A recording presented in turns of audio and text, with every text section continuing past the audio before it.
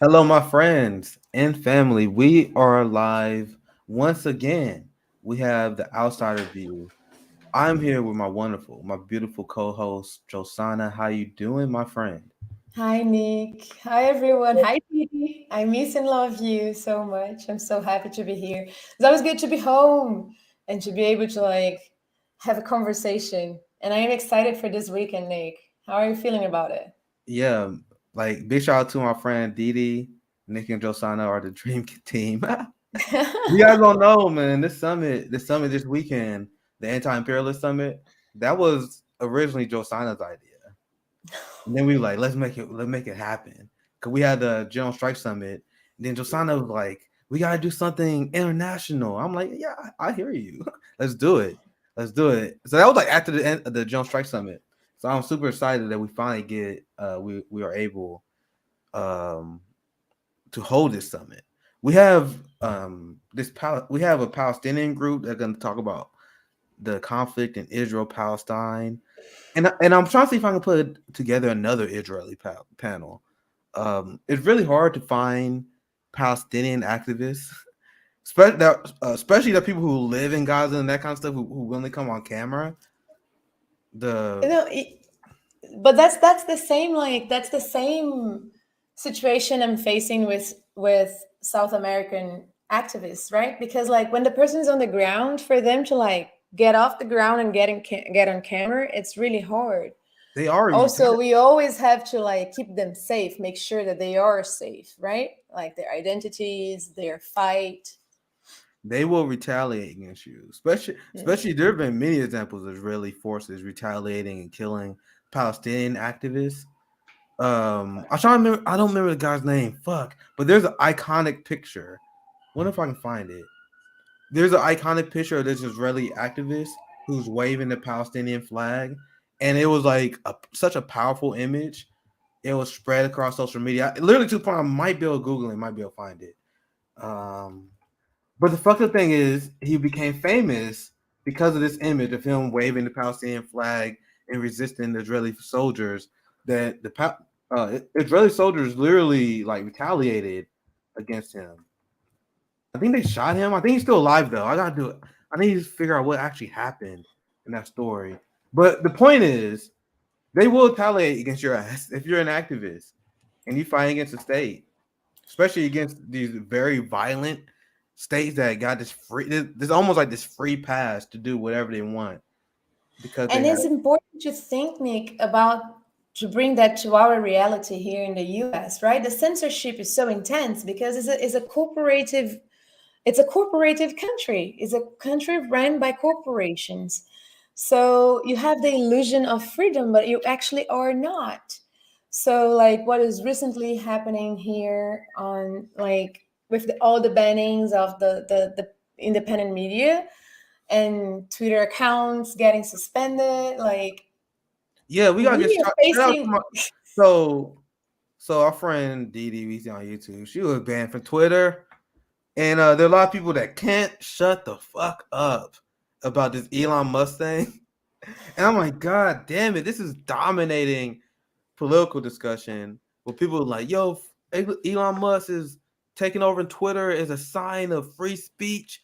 And I'm like, guys, Elon Musk is not about to unban my people like my friend Forgiven Chi, my friend Didi, who was banned on Twitter because she's a DPRK activist, where she debunks U.S. talking points about the DPRK, and she was debunked, and she was I don't remember what post she got banned over, but it's like she was just debunking U.S. empire. She don't harass people, she don't flame people, she don't attack people.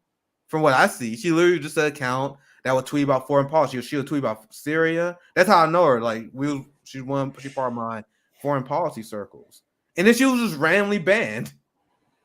And they use the same reasoning to ban uh like the Sandinistas, a lot of these socialists, where they're like, oh, they are a troll count, they're a troll farm, and they accused my friend who had a Twitter account since October 2011, and they said, oh, there's suspicious activity around this account, so we're gonna ban them. And I literally know them, and they trying to say she's like an agent of the DPRK. It's crazy. It's crazy. But It is people think Elon crazy. Musk is gonna save her. Elon Musk is not gonna save like my socialist and anti-imperialist friends or who've been banned on Twitter. It's not gonna happen. I'm The telling you guys right craziest, now. the craziest thing is people not realizing that this is an act against free speech. So Trump can have free speech and come back to Twitter because like he's edgy and everything, but us, like Didi is the most wonderful person, like debunking and telling history, we get punished, and it's a very specific target. Like Yeah, these Donald things have Trump's to gonna be come brought back. to our attention. Yeah, Trump and these people, they're gonna come back. They have a platform. They always complain about being censored, but you got a giant email. You guys have a platform, right? These activists I know that have been banned. I know so many of them, right? They're not. I don't think they're gonna be reinstated. I don't think. Like we have long since like not have the First Amendment, freedom of speech. You about to talk about Israel? You got to see the title of the video. Israel bombed Syria again. They are continuing their offensive. So, what is the only way that we can show resistance to this offensive uh, Israeli force that is extremely hostile? Is BDS, right? Fucking hitting them where it hurts, their wallet. There was a Texas teacher who was fired because she refused to sign a pledge. The pledge said, anyone who works here, you're gonna pledge that you won't support the BDS movement.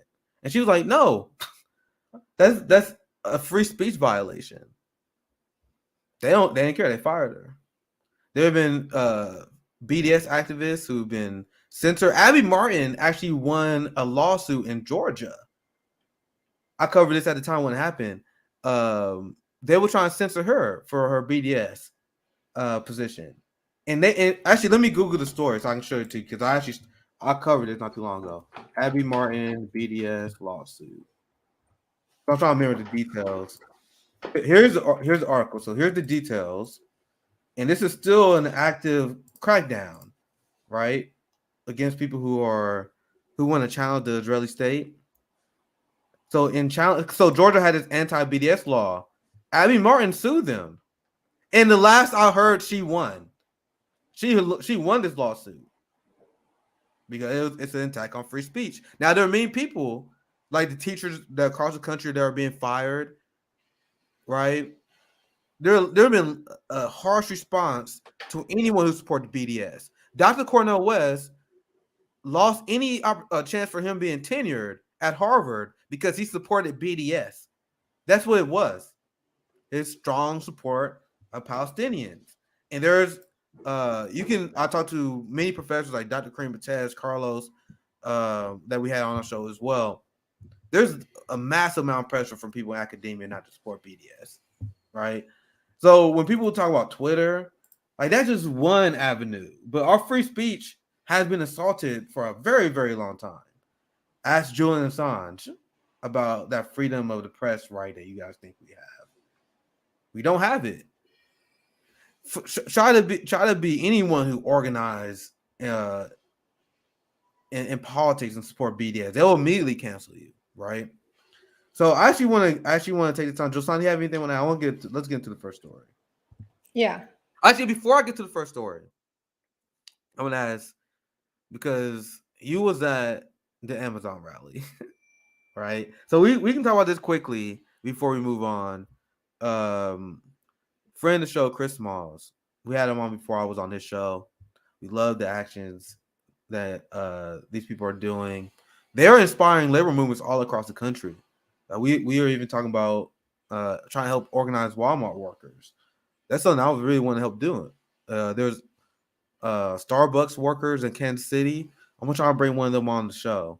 I'm gonna try to interview them, show them material support as well. Chris Smalls and them really kicked that off.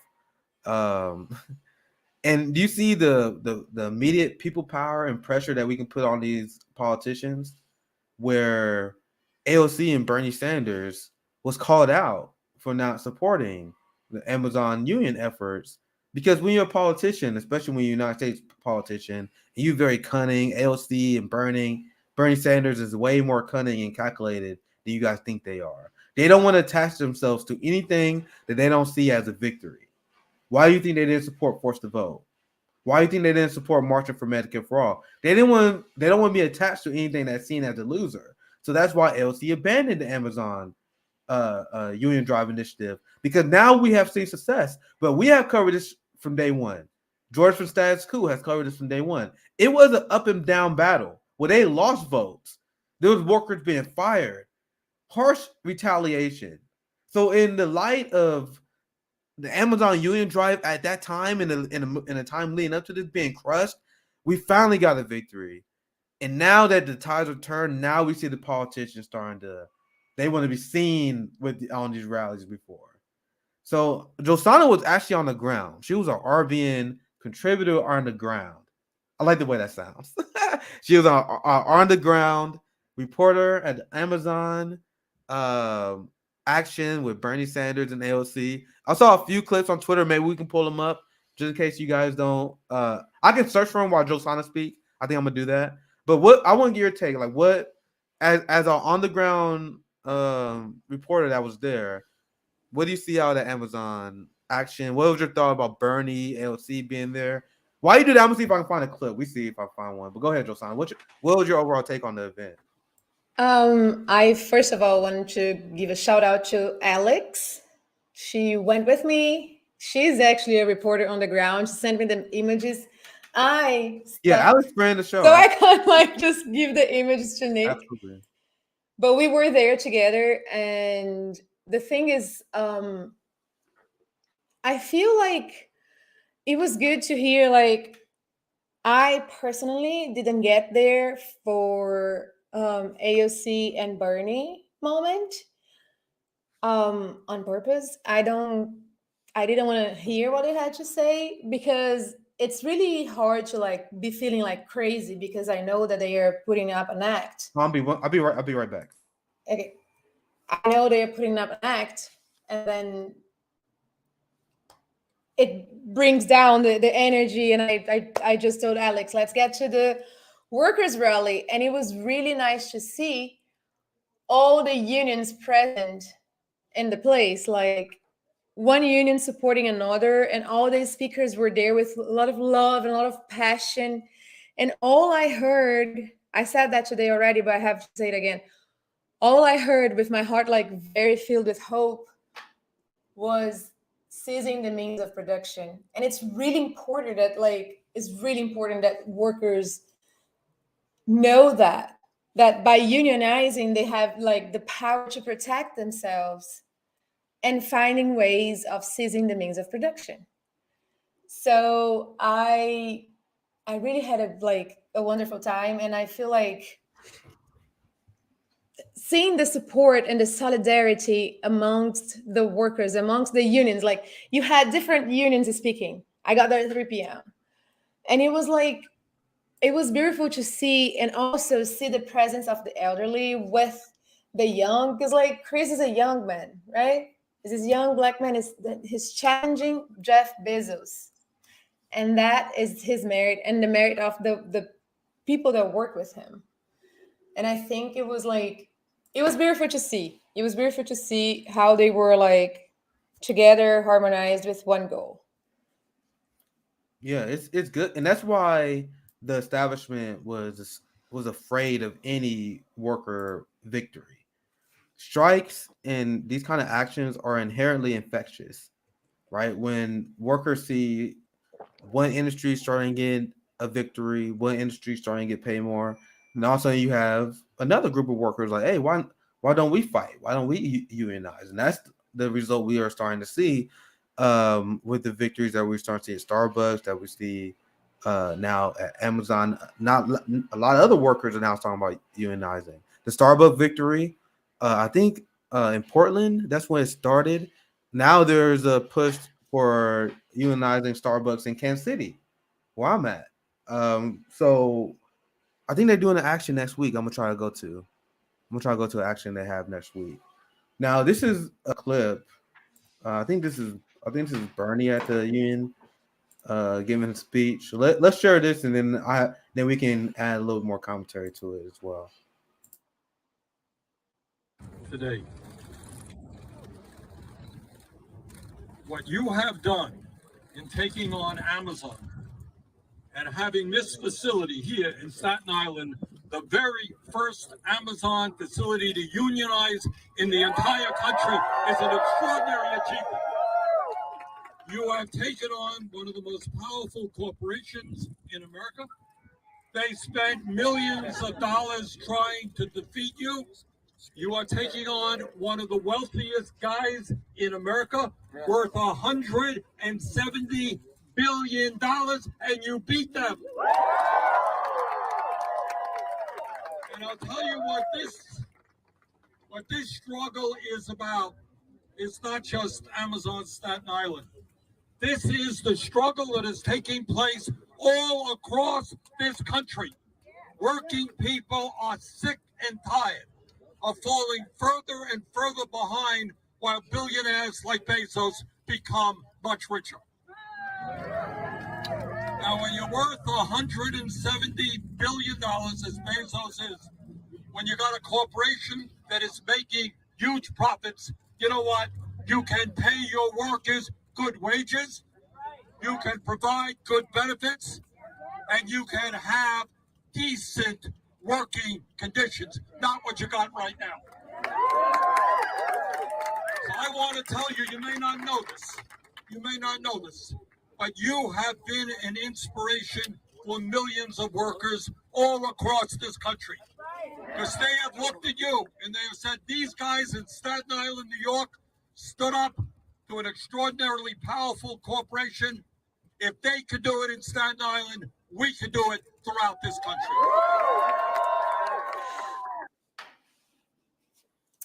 Yeah, I think like for Bernie to go there and do this speech is like the nerve, the caucasity.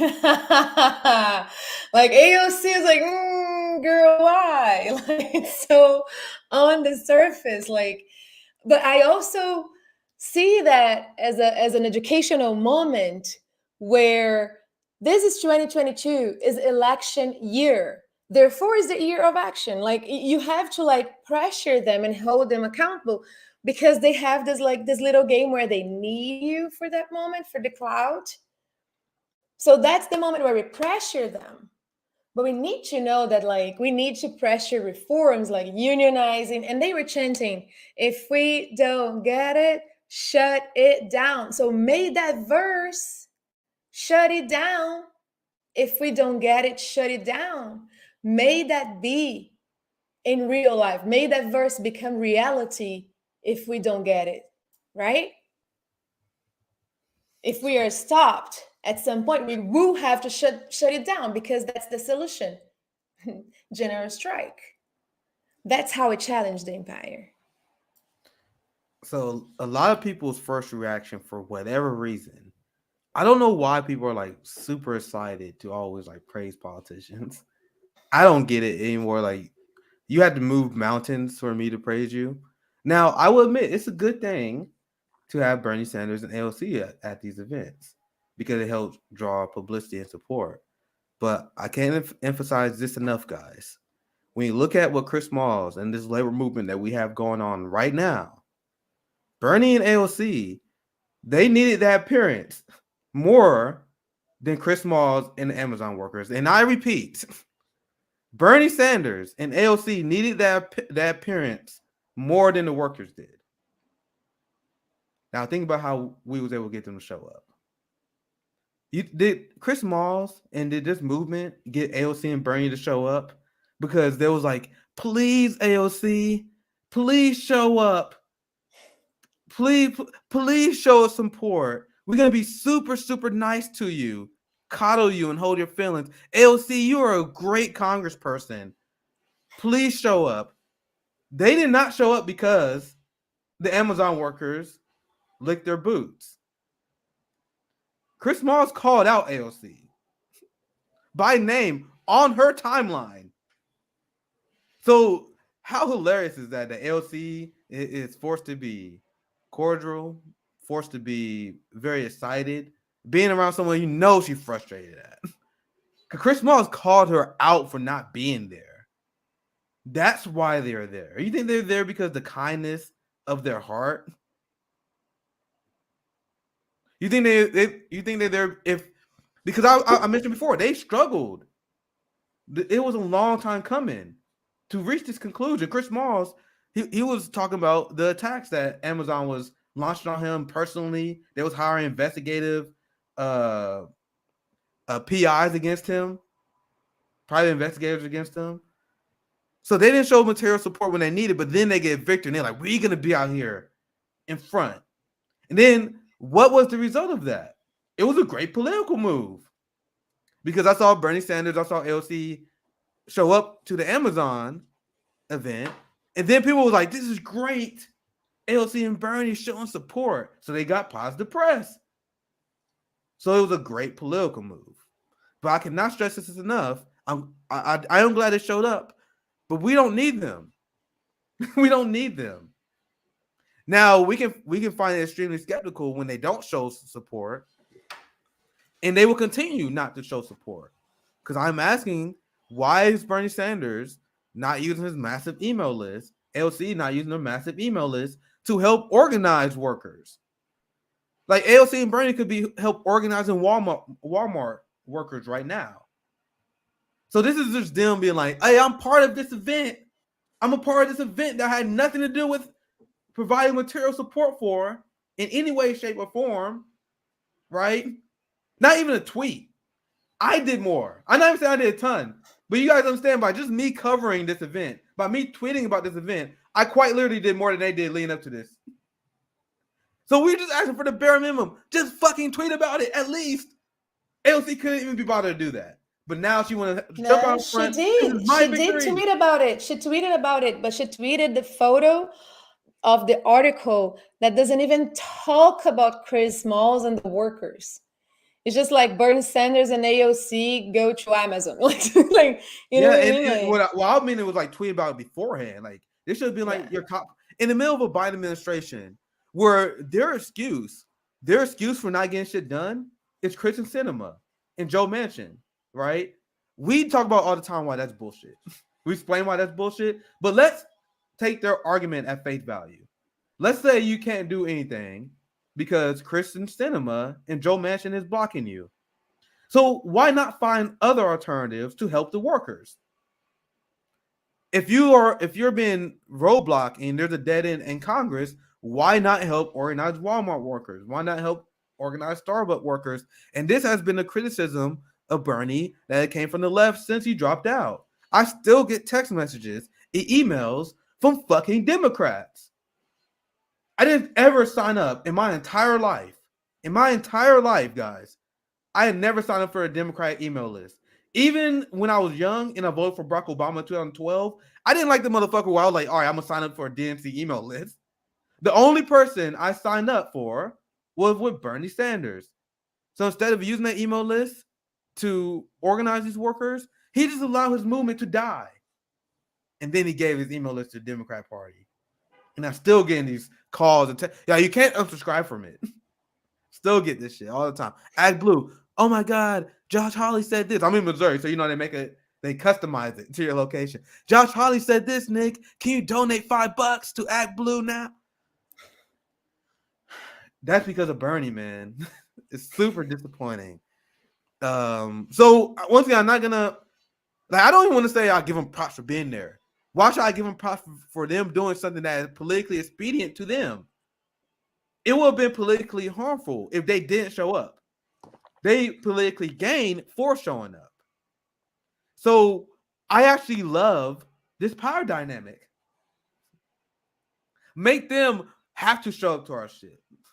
No more begging. And that's what Chris Smalls and Amazon did. Like, nah, we got to blast your ass, and you want to show up, you can show up if you want to. I think that's how we should do it, right? But any last thoughts, Josiah? I think that's kind of my takes on. No, this is it. This is it. That was All awesome. Right, so let's get into. You guys see the title of the video. We don't talk about that, but I got tied this in another way. This is a theory I've been working on, and I think it's not even a theory, guys. It has to be true now. I'm a scientific mind, so I still call it a theory, right? I like science. So I'm gonna call that theory to it like ironclad proven as true. My theory is Western allies see this hypocritical human rights shield that is being, well, not shield, like sword. It's a human rights sword that is being used by the West, the United States, and its allies, where they attack anyone who is against United States interests, and they say, "Oh my God, you're a human rights violator. We must cut you off from the international community." Even though the United States and the West is the biggest violator of human rights. So they are friends with the biggest violator of human rights, Saudi Arabia, Israel, for example. But since they are willing to wield the sword in a hypocritical way, and Cuba called this out when they was kicking Russia off the UN Human Rights Council. Cuba said the international community must reject this because as long as the United States remain uncondemned while they commit their war crime, this becomes a political theater show, and it's only a matter of time before they go after you, right? And the point of this show, especially being Black and colonized people, we are not going along with the devaluing of our lives. They want us to devalue the lives that they kill while focusing on the people they pretend to care about that come from their enemies. Now, Russiagate, this whole war, this Ukraine conflict, and how the West is portraying it is just Russophobia, xenophobia. That's literally what it is.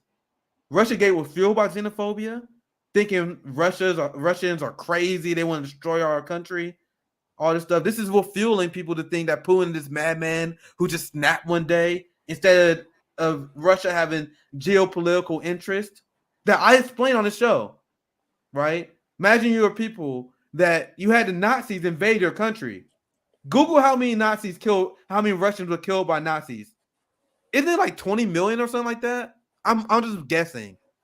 But millions of people that were killed by Nazis, right? And then let's go before that. Let's go a generation or so before that. You got Napoleon Bonaparte, if I'm saying his last name correct. Napoleon, who invaded Russia. Well, ethnic Russian, and killed countless ethnic Russians on his crusade, right? So it only makes sense that Russia would not want an aggressive, hostile Nazi. 28 million, I see one comment. So it makes sense for Russian people who are scarred. There are Russian people alive today who know someone who died in World War II. So to me, it makes sense. They're like, I don't want an active, armed Azov Battalion neo-Nazi brigade on our border. We don't want NATO encroaching on our land and our territory, right? And then not only that, you had the Western Ukrainians, which was led by the Nazi coalition, the Azov Battalion, and their many allies. They was bombing ethnic Russians. Their state banned Russia as a language. So to me, I'm like, bro, there are different strategies you probably could pursue, right? But to me, it makes sense because this is what every other state would do. And now I'm gonna cover how Israel bombed Syria here very soon. And you want to know why the reasoning that Israel gives? We didn't get to the story here very soon. Israel tells us they bombed Syria to go after Iranian fighters in Syria because they are not comfortable with Iranian fighters in Syria on the northern border next to Israel. So their reason for bombing Syria is quite literally the same for Russia invading Ukraine. Do you guys understand that? It is the exact same. We don't want a hostile force because Israel and Iran have been fighting and have been feuding for a very, very long time. Syria and Israel had, for a very, very long time, had hostile relations ever since the formation of Israel. So their argument is we don't want a hostile anti-Israel force on our border. So they bombing people in the West like, oh, that's okay. That's the same reasoning that the Russian gives. But we're going to get to that story here very soon. I'm going to share this first. And there's a reason why I'm sharing it in the order I'm doing. You guys will see it very soon. So in response of this war, that you can criticize Putin and Russia all you want, but I just want you guys to understand that every single fucking state would do what they did. Every single one. There's not one single Western state that wouldn't reply the same way as Russia did. Think about if Russia or China armed anti-American militants of the most extreme ideology, like neo-Nazism, for example, and they armed those people in Mexico who are blatantly anti-American, and they was arming people in Canada, and they have bases all surrounded you because we surround Russia and the Red Sea with military bases. Imagine it like we had this hostile force in Canada, Quebec, Washington D.C. They got fucking occupied. No way that we would stand for that, or anyone, right? So that's why I come from a position, especially being a citizen in the United States. Well, I criticize the West because this whole thing is the West's fault with the escalation. But there's Russophobia that's kicking off. Look at the response. You have Russian tennis players that are being impacted by this war, and we are against sanctions because these psychopaths say, "Oh, we're gonna aim for Putin. This is gonna hurt Russian oligarchs." The West response is not hurting them. The Russian ruble is higher than it was at the start of the conflict.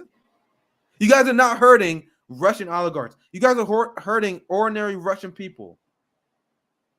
So they're banning like look at this. And the men's number 2 ranked tennis player being banned. Number 4 ranked. They've been banned from Wimbledon. So not all tennis organizations are doing this, but Russophobia and xenophobia is insane. I think this is England. I don't know that much about tennis, but I think this is England institution that holds Wimbledon, right? The England club chairman, Ian Hewitt. If there's any tennis enthusiasts in the chat, tell me why I'm getting wrong here. Because I'm a big martial art fan, so whenever people talk about MMA and they start getting it wrong, I'm like, what the talking about? Anyway. So I want to show you guys. Anyway, what did I even start? They are blaming ordinary Russian people for the sins of their state.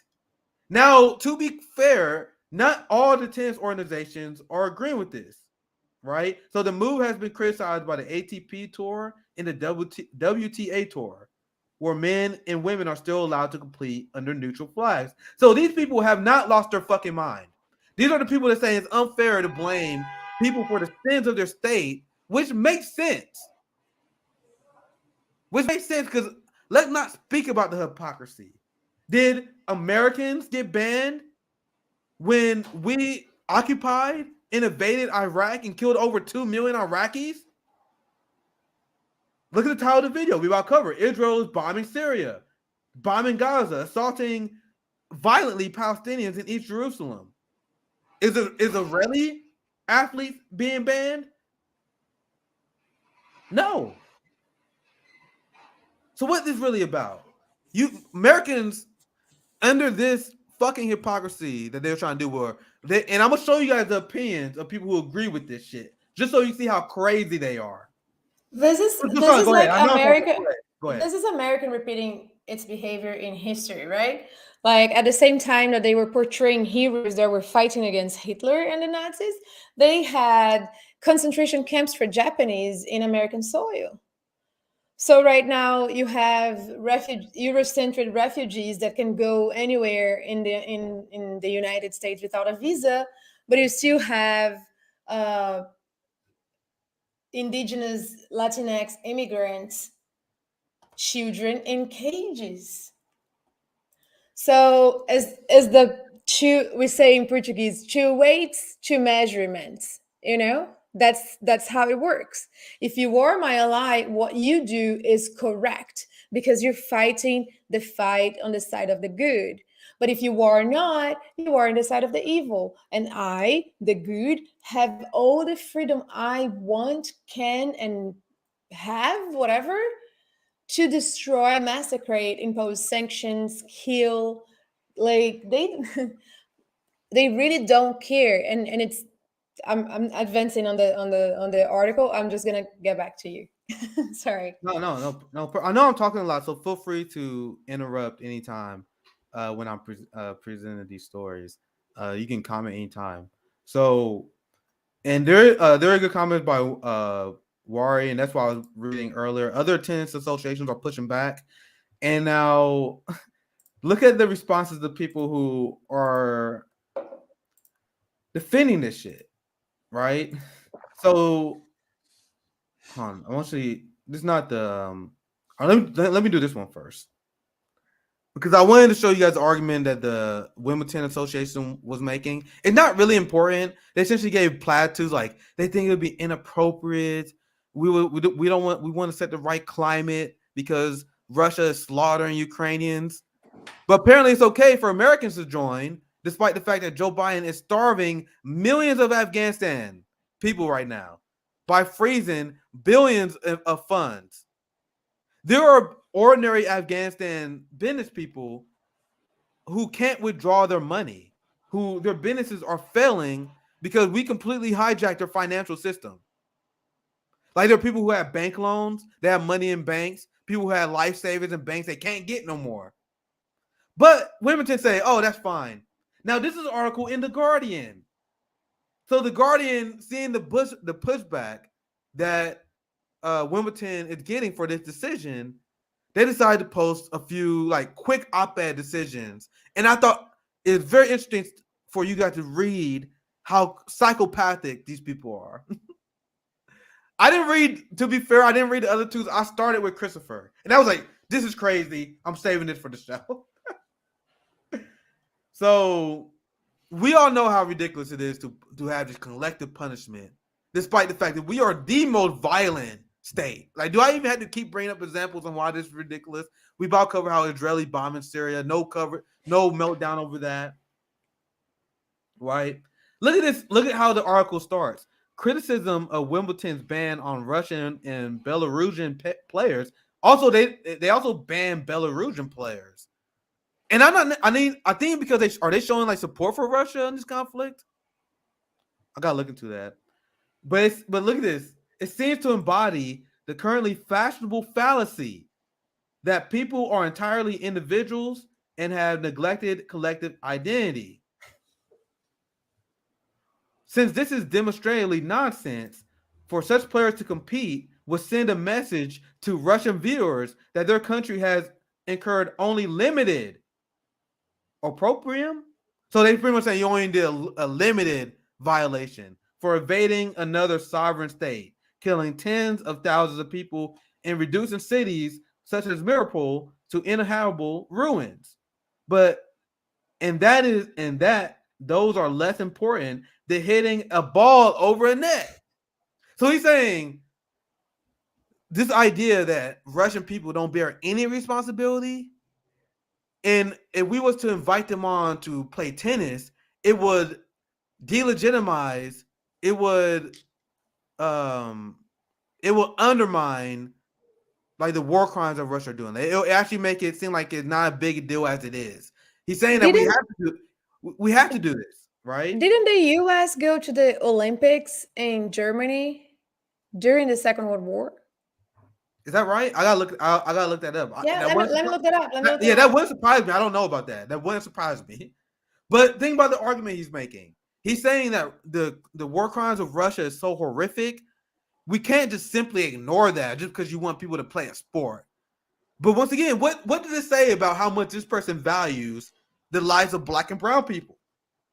How much do you value the lives of the Iraqi people? That over 2 million dead, and that's a low number because who knows, like where it was since that study was done.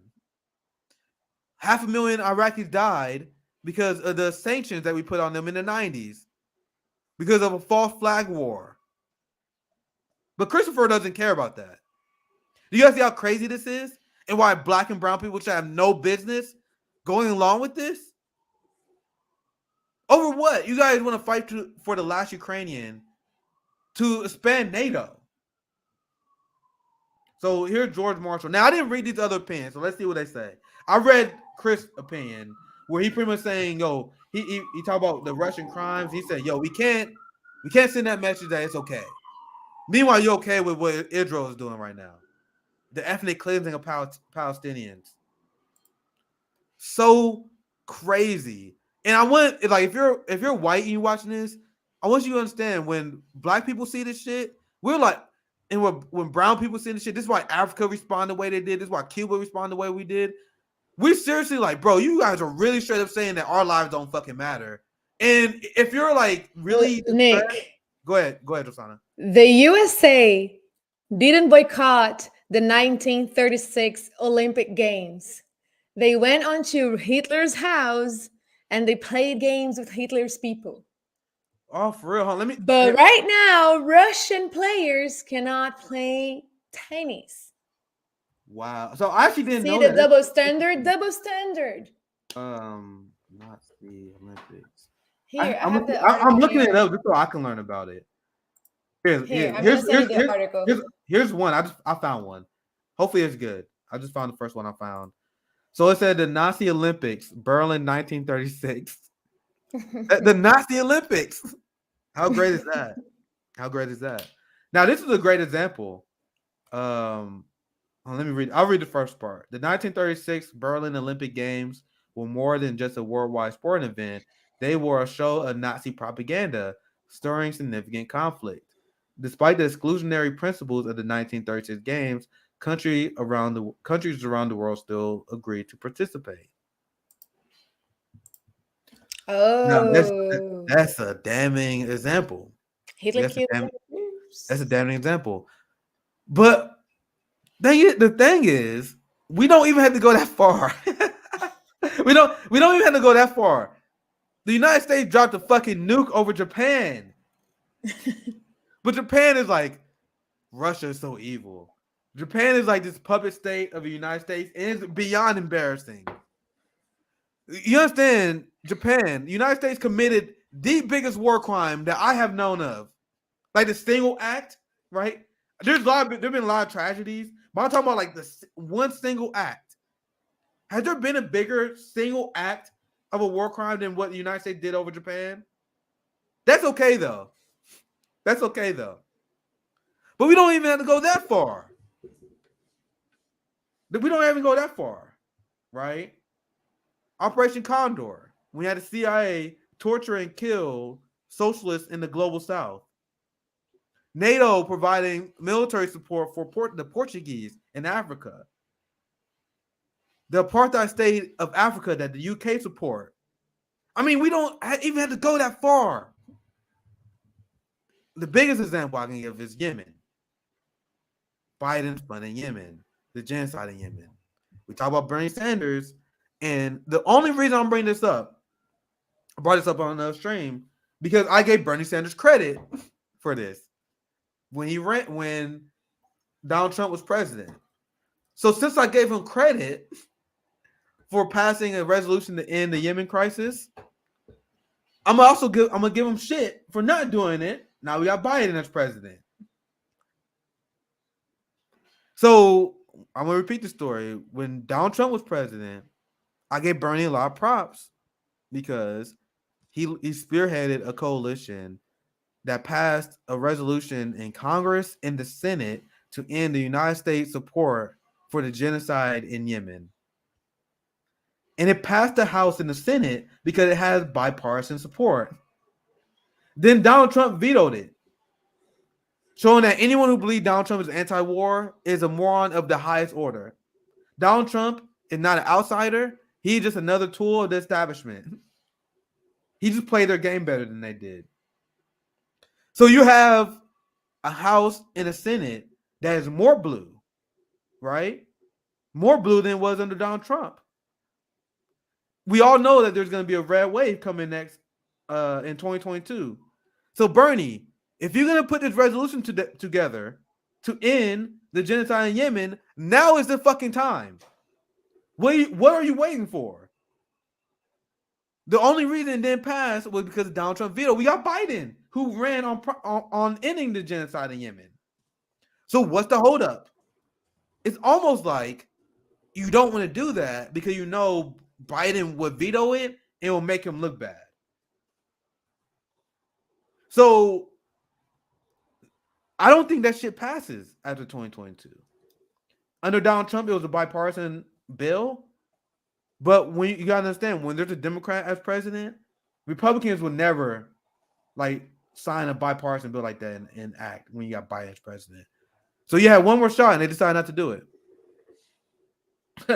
So anyway, I wanna but I think that covers the Russian tennis player. I got one more thing I want to share though. I got one more thing and I'll pass it right to you, Josana. Because now we had the tennis players. Now this is something I brought up before.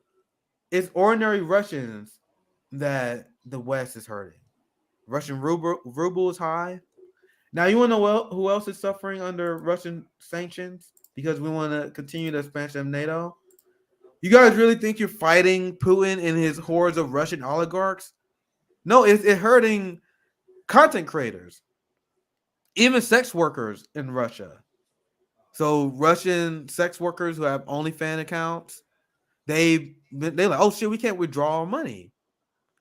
This tends to a lot of content creators. So you guys think you're fighting the big fight against Putin? You're not doing that.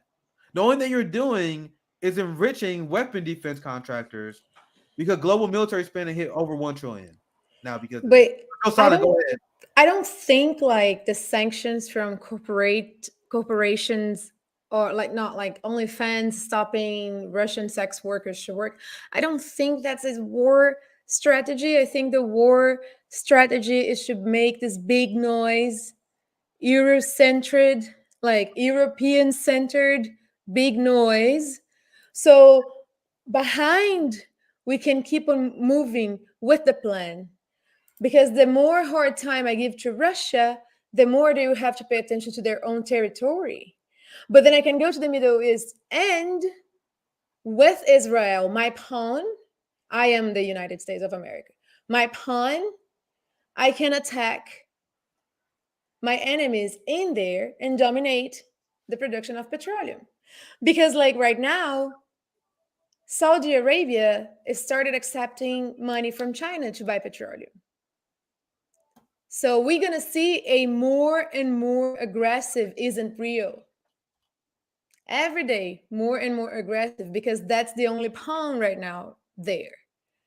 So I feel like all this OnlyFans stuff, they are just like, of course, it's starving the workers, right? The little people that have nothing to do with it, but they are actually massive distractions. So the plan can keep on moving. Well said. I think we can I want to transition to our others. I want to transition to our main story before we run out of time. Damn it! Let's see if I'm mad. I'll try to see if I can find this other article on this. So to go back to my original premise and my original claim, my theory that I'm working on right now on how the West is ramping up. Well, the West and their allies are ramping up their war crimes. They're ramping up the war machines. This is a big reason why you see, for the very first time, global military spending. And let me start with this one. Global military spending for the very first time tops $2 trillion.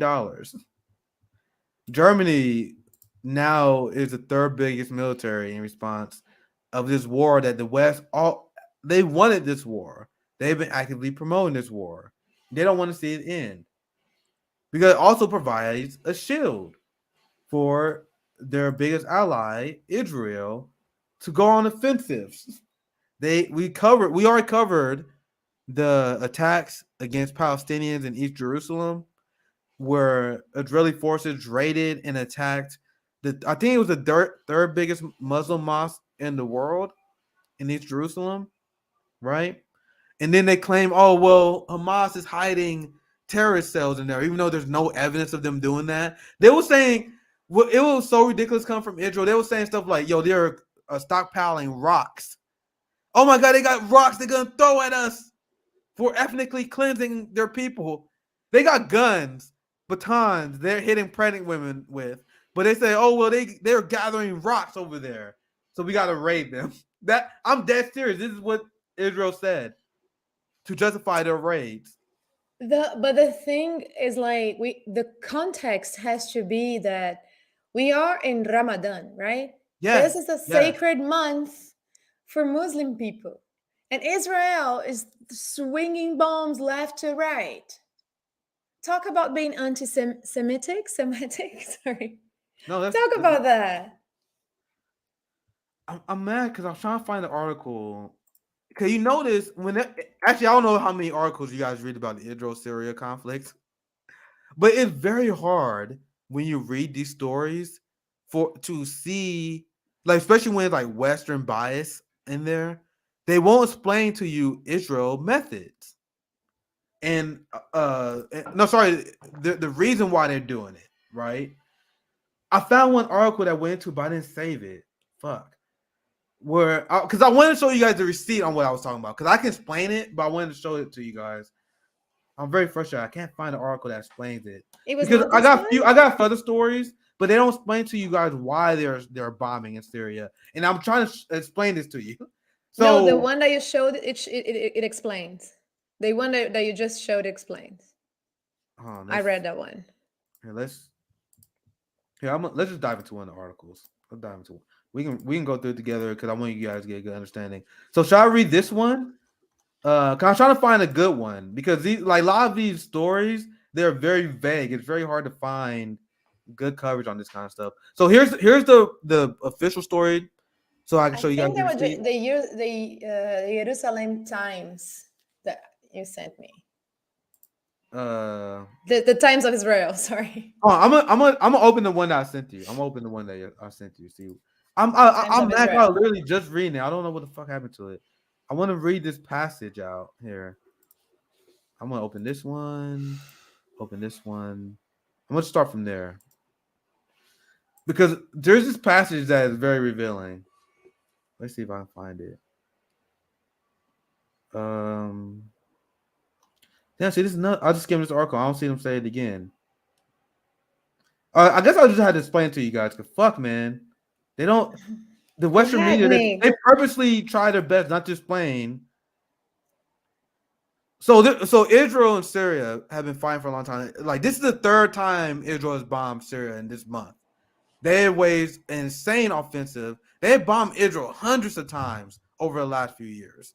And then Israel is they blatantly vague about their operations. They want to be very mysterious, so they're not being held to account.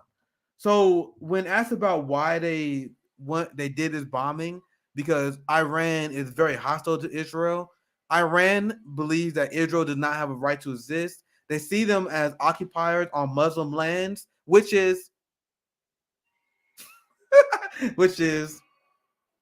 that's the Iranian position. Israel is not a legitimate state. They're occupiers. That's all I'm gonna say. So you have Iran in Syria, and you have Israel, who is not comfortable with Iranian-backed fighters in Syria. And I explained this earlier in the stream. So that's why they launched these bombing campaigns. This is the third time they bombed the capital of Syria. And the reason they give, because they said they want to limit the influence of Iran-backed fighters near the Israeli border, which is the exact same motive of who? That exact same motive of Putin in Russia. The Exile Battalion is actively hostile against Russia. They are purging and killing ethnic Russians in the Donbass. So Russia and Putin claim they are starting this operation to denazify the country, getting rid of the country of the hostile Exile Battalion. Right? That's the exact same thing the Western allies do. And remember what I said in the very beginning of the stream. I told you guys I covered these things in this order for a reason. I told you guys I'm not endorsing Russia's actions. I'm just telling you Russia has done what every single state would do in their situation, as evidenced by Israel, as evidenced by the fact that the United States keeps 800 military bases around the world so they can combat communism, which they see as a hostile alliance. Two wrongs make a white.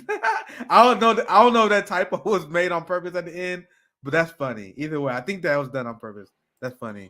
I think I'm done with that story. Josana, any last thoughts? And I have one more Yeah, quick part. I remember when I was a child, there was an article saying how the USA was heavily pressuring and trying to buy the South Pole, Antarctica, Antarctica. I don't know how to say Antarctica in English. Like the name of the like South Pole.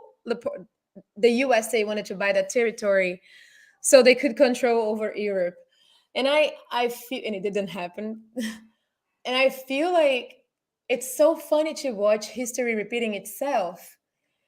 It makes it difficult to not understand what's going on, to not understand that there is like this heavy moment where like the empire is trying to hold itself up over all of us, right? And I I just wish that we could all just understand that and just get to the streets, get to action. Well said. Well said. So I think we have time for me to cover this story. This story is not as not as depressing as the other ones, but I think this makes a point that I've been making on the channel for a while. Let me get to it. So, one of the reasons why I advocate for us not to spend a ton of time on electoral politics, I know it's the people who advocate for electoral politics, they are never able to sum up our position. They always pretend that we've just been nihilists. We've just been negative. Oh, you don't agree electoral politics is the route that we should take towards change? What is your strategy? I don't know. I think my strategy is more coherent than your strategy, where you think our elections, which are already rigged, you guys want to fight and create change and liberation through an election system which is rigged. 90% of the time, the people who had the most money wins in our elections. We have elections where you can elect a president despite them losing by millions of votes. They're pretty much like, yo, black people, rural people, your vote don't matter that much. If you're a lefty in a red state, your vote don't matter. If you're a redneck in a blue state, your vote don't matter. Our elections are among one of the worst, period, in the world, period. If you believe in our elections, you think our elections aren't fraudulent, you think they're not massive fraud after what we see in Iowa with Bernie, where they straight up lied about the like coin toss. Do you really believe where most people say they won a third party? You really believe the third parties in this country getting less than 5%? I don't believe it. Our elections are a joke. Now that brings us to this story, where we have now people are advocating for ranked choice voting because ranked choice voting is a reform to our system. I am a fan of star voting, and I'm gonna explain what star voting is very soon because I think ranked choice voting still keeps the lesser two evils intact. Under star voting, you don't vote for the lesser two evils. Once again, I'm gonna explain that here very soon. Now, I also want to combine this story with something else, right? Because now everyone's talking about Elon Musk. You know who's embracing Elon Musk the most? The right wing, because they think Elon Musk is gonna give us our rights back. He's gonna stand for freedom of the speech, right? You have the right wing that is pretending that they are the party of freedom, right? Check this out. Now talk about government overreach. Conservatives who pretend they're for small government. Florida bans ranked choice voting in new elections laws. Now, I don't care about elections that much, but isn't this interesting? And I've seen this happen in Missouri as well with our ballot initiatives, where we passed the Medicaid expansion and you got Republicans fighting that to the death. But people think conservatives that these people actually care about like freedom, liberty, and these kind of things. This is the will of the people. They got ranked choice voting. Ron DeSantis is rejecting the will of the people. And not only that, the real reason why I'm covering this story is the details of the story. Ron DeSantis and Republicans are expanding the police state in order to justify implementing this law and fighting election integrity. The people who don't actually give a fuck about election integrity, the Republicans, right? They stole the elections in 2000 when the Supreme Court gave the presidency to George W. Bush Jr. So they never cared about it in the first place, right? They cheered the boy on even though he wins despite having millions less votes. So ever since Donald Trump lost in embarrassing fashion, Republicans been in full-blown cope mode. Where you know how Hillary Clinton and Democrats, they blamed Russia for why they lost? The Republicans, they do the same thing. I told you, both parties, they do the same fucking thing. The same way they created Russiagate to explain why Hillary lost, Republicans say that this election was stolen from them because a mythical voter fraud. Guys, the access of voting for people in this country is not the problem. If anything, it's the lack of choices and the lack of access to voting, right? So, fighting this culture war, they put this bill that eliminates ranked choice voting. And now, this is the real reason I'm covering this story. Because they're using this as an example and as an excuse to fund the police state more. So let's read on here. This means cities or counties can't pass their own laws on ranked choice voting. So isn't it funny how all the state rights people, the small government people, they're like, oh, if you have local government, they should be able to put their own. Nope. Big government overreach by the right here. So what they're going to do, they're going to legally enforce this with fines and fees from the police state, charging people, anyone who want to implement a ranked choice voting system, they're going to send the police after them in their local governments now, right? So the idea that we get our elections already a joke as it is. So what the Republicans want to do, they want to make it even worse by getting rid of ranked choice voting. They want less choice in order for their people to win. Now, ranked choice voting is not even it's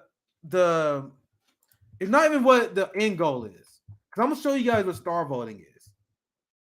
I actually was a ranked choice voting advocate. I was like, man, this is a good idea. You can rank, instead of having to choose one evil, if you're afraid of Trump, you rank one candidate a certain way, right? Let's say in 2016, right? I vote for Joe Stein. There's no way in fucking hell you getting me to vote for Hillary Clinton or Donald Trump. No way. After Hillary Clinton and the Clinton crimes against the black community, after the Clinton war against children and the poor in the 90s, no way. Also, there's no way you're ever going to get me to vote for Donald Trump. There's no way. So under ranked choice voting, and sorry, Josiah, I know I'm talking for a long time. Feel free to interrupt anytime. So under ranked choice voting, you would choose one person instead of having to vote for the lesser two evils if you're gutless, right? I don't give a fuck. I don't vote for Joe Stein. I don't vote for third parties. You're not going to scare me, right? But in 2016, if we have ranked choice voting, you have Joe Stein. Then I'm like, who am I ranking after that? Because I'm not ranking Joe Biden or Donald Trump. So even if we did have ranked choice voting, I'm not doing that way. I'll still vote for Joe Stein. So ranked choice voting actually keeps the lesser two evils in place. Because if you have ranked choice voting, and this is not what I would do, because I wouldn't rank any of these motherfuckers. But someone who is less radical than me, who didn't like Hillary Clinton or Donald Trump, they will be like, I will rank, and I'm thinking about like the average progressive. They will probably rank Joe Stein number one, and then they will rank Joe Biden. Then they will rank probably Gary Johnson or whoever the libertarian candidate was. I don't give a fuck about them. Then they'll rank Donald Trump. The problem with ranked choice voting is the fact that you're still ranking these war criminals. My friend, I missed you too. So under star voting, sorry, Josan, you want to chime in? Yeah. No. Finish the star voting, and I am going to counter argument. Yeah, absolutely. I would love to hear it. So star voting is, instead of like even ranking Joe Biden, which sounds disgusting to me, I wouldn't ever rank him. Star voting, you give all these motherfuckers zeros. It's a different system. Here's the website here, right? Even on the ranked choice voting, you're still technically ranking someone who don't deserve any of your support. So if and the star voting, which I think the system we should be advocating for, I will fill out Joe Stein as 5 because we love Dr. Joe Stein on this channel here. Joe Biden and Donald Trump, they both get 0s. They're not getting ranked anywhere because they're the same fucking thing, right? So then, even when you do runoffs this way, so in under ranked choice voting, let's say you rank Joe Biden 2nd because you thought he was better than Trump. If your first choice doesn't get enough, your votes will go to Joe Biden. So under ranked choice voting in this system, you may feel better for ranking Joe Stein over Joe Biden, but effectively you did the same thing under our system. That's how we got Eric Adams in New York. How do you think we still get any horrible candidates in places that still got ranked choice voting in place?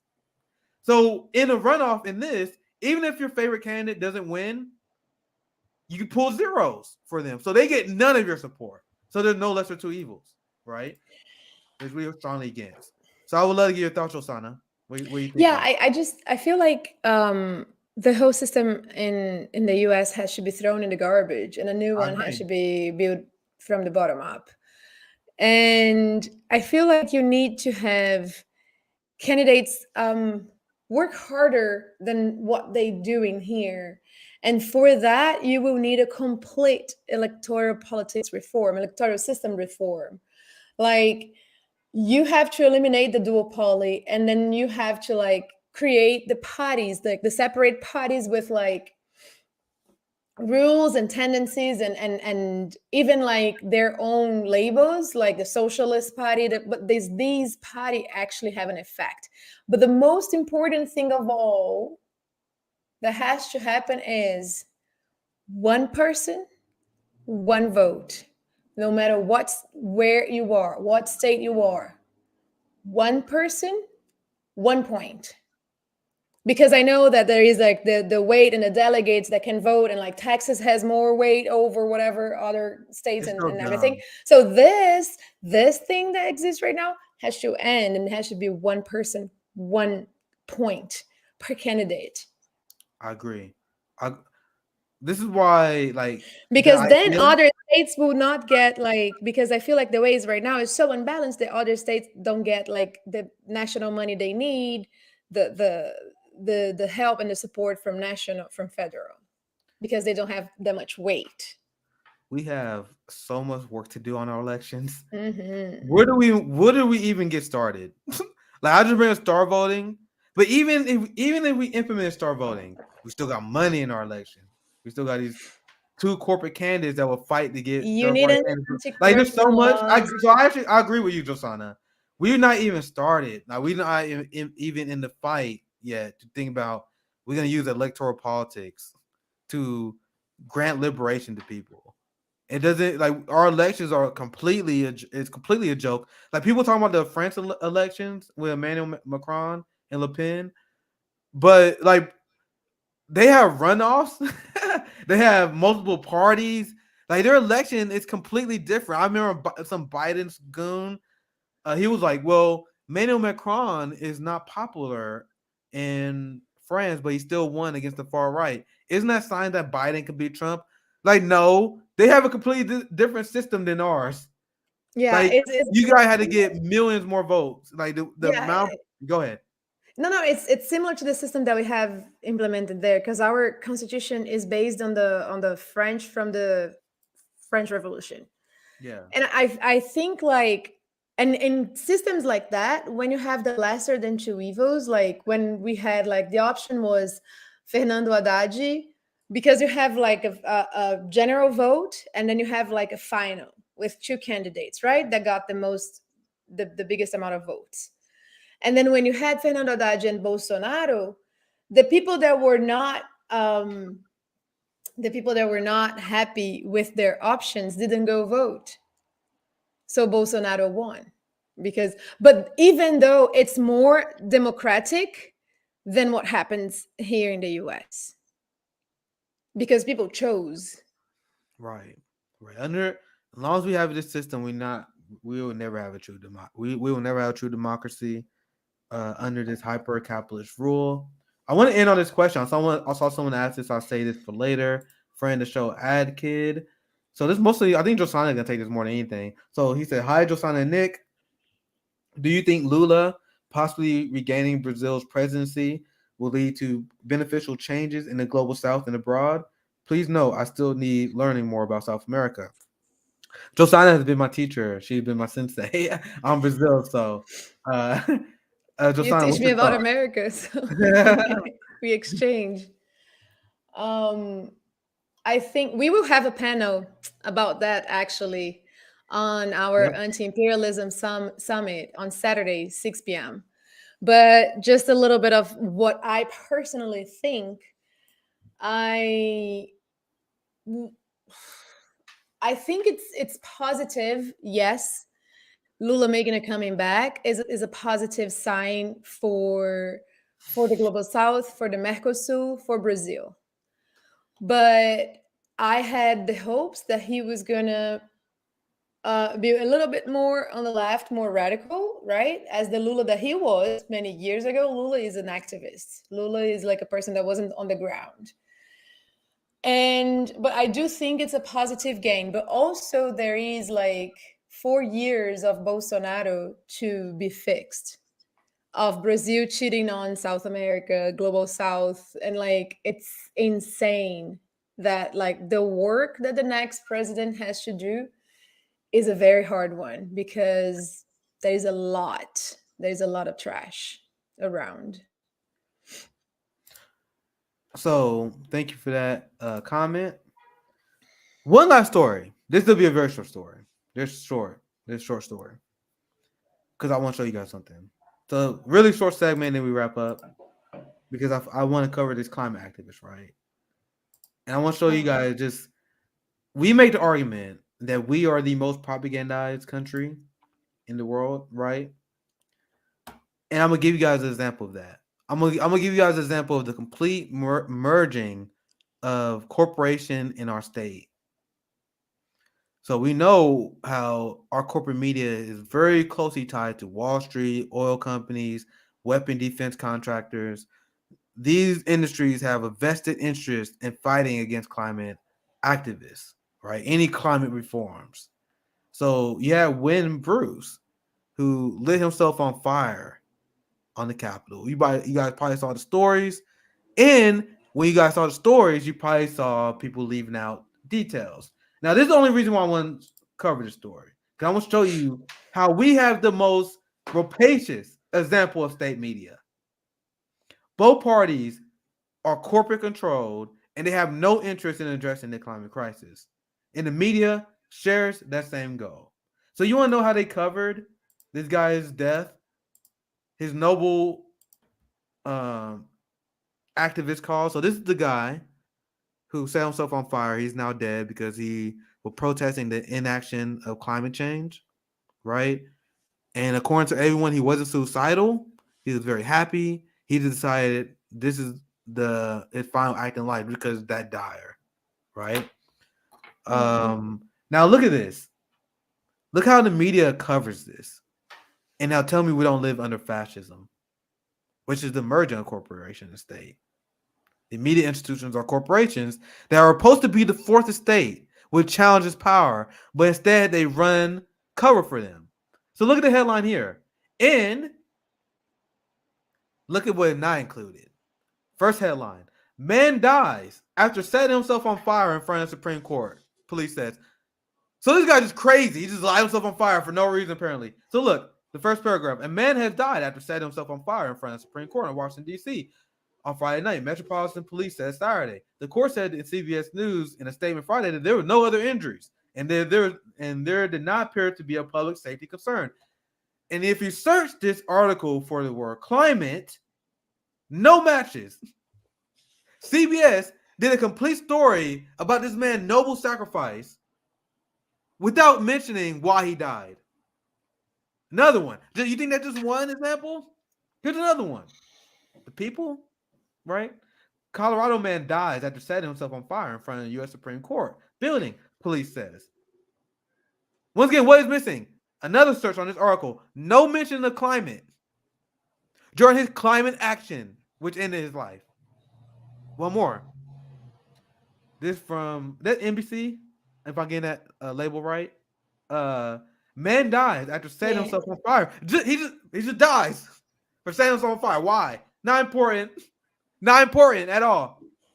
Another And strike. Nick, it's funny how they write "man dies" like if it was something that he was doing. Oh, he died. Like it is Yeah. an action that he's doing. Like like when they cover also like police shooting black people. Man dies after cop accidentally shoots him. Like it's his fault, right? And we brought that up last week. No, the week prior to that, when we brought up that video of that scientist saying that we Yeah. have 3 freaking years. I didn't see that anywhere else. That video is there. Like next week, we have a climate panel on Wednesday with the Bank Sisters, and we're gonna cover that too. And like the scientists are out on the streets. Like I saw a video of 3 of them in LA, and you should see the amount of cops to arrest them. Why? Ask yourself why. Why they are trying to like not cover that this man threw himself on fire because of the climate. He was a climate activist. Why are they trying to hide that so badly? You have to ask yourself that. Rest in peace, my man. Yeah. I don't even want to be sad for him. I don't even want to dishonor his sacrifice because Because he he was a made hero. he made the decision. He realized that we had to talk about this, even at the sacrifice of his life. And even if your instinct is, oh, I wish he didn't do that, I wish he would lived. Don't do that. Like, don't dishonor his sacrifice. He made the decision. So the best we can do, especially as someone with a platform, and just share it. Especially after seeing what the media did. And the reason why I decided to cover this and why I have to do this before we sign off, because our media is so evil. This guy made a decision to end his life on his cause, and they are whitewashing that. Do you guys know how evil that is?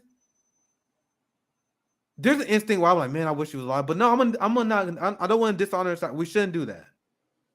But they are taking the most positive thing that we can take from this, and they are completely erasing it. They're not bringing up climate, which is the point of him sacrificing his life to raise awareness. There's no bigger fuck you than that. And not just one media institution that did this. It was multiple media institutions from different networks. What does this tell you? Was there a memo that went around? Don't bring up climate. I don't think there was. I actually like Noam Chomsky explanation where they don't hire people who wouldn't toe the line that they expect them to say. But I don't rule out the idea that there's a fucking memo, a group chat filled with all these editors where they're tied to the government, to their sources, where they tell them, don't bring up climate. If you do, we're going to cut you off on sources. And remember, what I told you guys, we are the worst example of state media. I don't know which theory is true.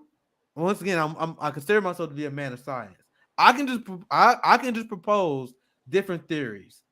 There's a Noam Chomsky theory of how this happened just organically because these people are put there because the ruling class know they won't bring up climate. Like the editor at CBS, at NBC, they got that job because they know they're not going to do that. They know they're not going to show respect to a climate activist that killed himself. Or there's the other theory that all these big shots, they get a memo. From who? I don't know. Some government higher up. Once again, it don't have to be that deep. Maybe just if you want Democratic sources, the Democratic insider will cut you off. Republican insider will cut you off. You lose access to these stories, this story. I don't know. Only thing I can do is provide theories. The establishment don't want you to think. They created the term conspiracy theory in the 60s because they don't want you to come up with different theories about what's happening. I'm not saying each one of these are true. It is, bro, there's definitely some shady shit going on, and we have to be aware of that. Right? But we definitely have to listen to science, man, because like for a scientist that works and is paid for to research by a corporation to come out and say we fucked, you've got to believe that dude. Because that dude studied for that. And this country has these ways of like despising education. Like it's not cool to be educated. Like it's not cool to ask yourself questions. Yes. And it's not being educated in you can afford college or not, because no fucking one in this country can afford college. I'm talking about in going after answers, reading, asking questions yourself, questioning, watching more than one version, understanding. Like Yes. they do not want you to do that. They want you to feed you Broadway art, Hollywood, and mainstream media, where the problem is the black man in the street and the Middle Eastern man that is the enemy terrorist and the Chinese that's coming to get our jobs. They wanted you to be like a freaking robot that doesn't know anything and just pay taxes. So, like that, they can continue bombing the whole freaking world with our money, taxpayer money. Well said. The last thing I'm gonna say, why do you guys think when scientists, when they do tests, when they do studies, they come up with hypotheses, they come up with multiple theories. Like even if they can't prove it, they're like, okay, I think evolution happened because of this. I think the reason why we have Mount Himalayas, why they still trying to figure out why that even exists. That happened because we think like they come up with all these different theories because it's a way to educate, it's a way to inspire thinking. So I like to speculate about like what really driving behind media and driving behind the evils of our state, because it helped raise awareness that this is a struggle that we had to fight, and it helps us really think about the best way we can counteract that. And I love what you said, Josana. How you pretty much said they don't want you to think. This is why we fight against anti-intellectualism. There's been a purposeful rise of anti-intellectualism in our society that we got to push back against. So anyway, then you guys And watching. I want to quite get this. Go honest, ahead, and Josana. to be quite honest, like intellectualism is not going in a debate room and winning the debate. Yes, That's absolutely, superficial true. That's superficial true. absolutely. Intellectualism is studying, discovering. It's seeing yourself, the individual, in relation to the ambient that you are in, to the environment. Sorry, to the environment you are in. You in relation to that. This is philosophy, sociology. That's natural. We need to understand us in relation to the environment, and then healing starts happening.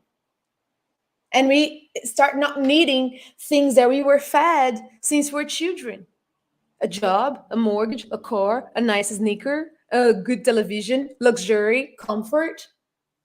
We start to be like, well, but we don't actually need this that way. So why? Hmm.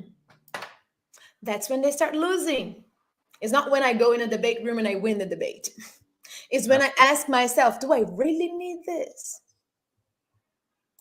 It's really the pain of the other person that my country is attacking right now not worthy my attention. Because how many times I heard American people say, like, yeah, the world has problems, but like, we have more. No, no. You don't. You don't. You live in the imperial core. It's very comfortable to you.